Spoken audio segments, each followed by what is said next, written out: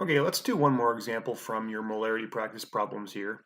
I believe it's number 6 on your sheet, and if you don't have the same worksheet as I'm looking at here, then just follow along and maybe copy this problem down into your notebook.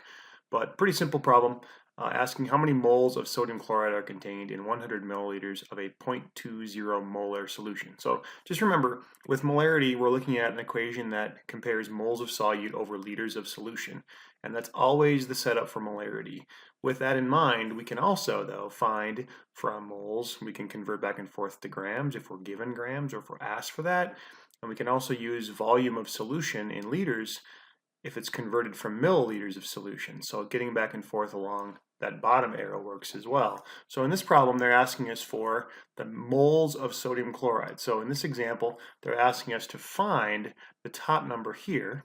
That's kind of what we're looking for. And they're giving us some information that's going to help us to do that. Okay, they're giving us in this problem the volume in milliliters, and they're giving us the molarity here. Okay, so we've got the volume in milliliters given, and we've got the molarity given. Well, it's pretty easy then. If we're looking for the numerator in our three-part equation here, we're going to need the volume here on the bottom, and we've already got the molarity. Once we've got those two, the top one's easy to find. So all we really need to do is take our volume of solution and convert it into liters, and then solve for the unknown, which is our top position there, moles of solute. That'll be our last thing to find in the end. So let's work through that. On this problem then, we need to take that volume and convert it. 100 milliliters of solution, we're going to convert to liters, and it's a simple metric system conversion, which you don't need to show if you can make those conversions in your head. But if you rather work them out, then 100 milliliters comes out to be a tenth of a liter, or 0.1000 liters. I'll keep the precision here and keep it as 0.1000 liters. So that's my volume in liters of solution. And again, that means I've got liters now on the bottom of my equation. I've already got the molarity from before, and I can use those two to find the top number, which is moles of solute, and that's what they're asking me to find. So I'm going to take that equation and plug in what I know.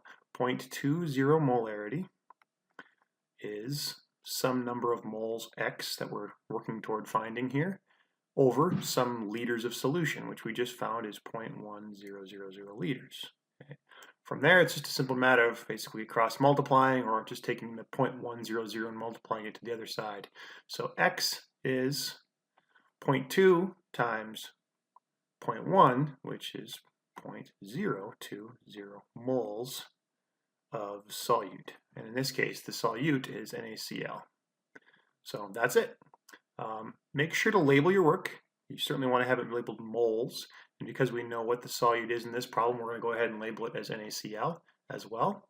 Now, if this question had asked me, for example, how many grams of NaCl are contained in this same solution, I could take those moles that I just found and I could convert them into grams, because going from moles to grams would be a simple matter of moving along this arrow and doing a quick conversion from moles to grams, which you've been doing for months. So straightforward conversion from there. This question, though, ended on asking me simply how many moles, so I'm done. But again, if I'd been asked to solve for grams, I could make one more step and get there. Now, that's a foreshadowing of the very next question. So if you happen to have this worksheet and I'm asking you to do number 7, which I probably am, that question is going to ask you to find how much H2SO4 they want the mass. Now, if you would, do me a favor.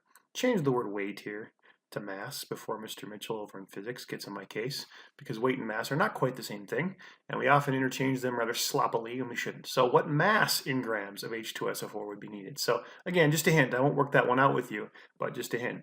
It's going to set up much like the one we just did, except you're going to need to make that final conversion along this position here from moles of solute into grams in order to solve that one and get to a final answer on number 7. But for number 6, that's the end. Work on the rest of these. There's only a few left on the front that are molarity, and the ones that are on the back, if you have the same sheet in the current year, have percent concentration problems on them. So work through the rest of the problems on molarity, which is 1 through 7 on this worksheet, and we'll check the answers when we're back together. Thanks.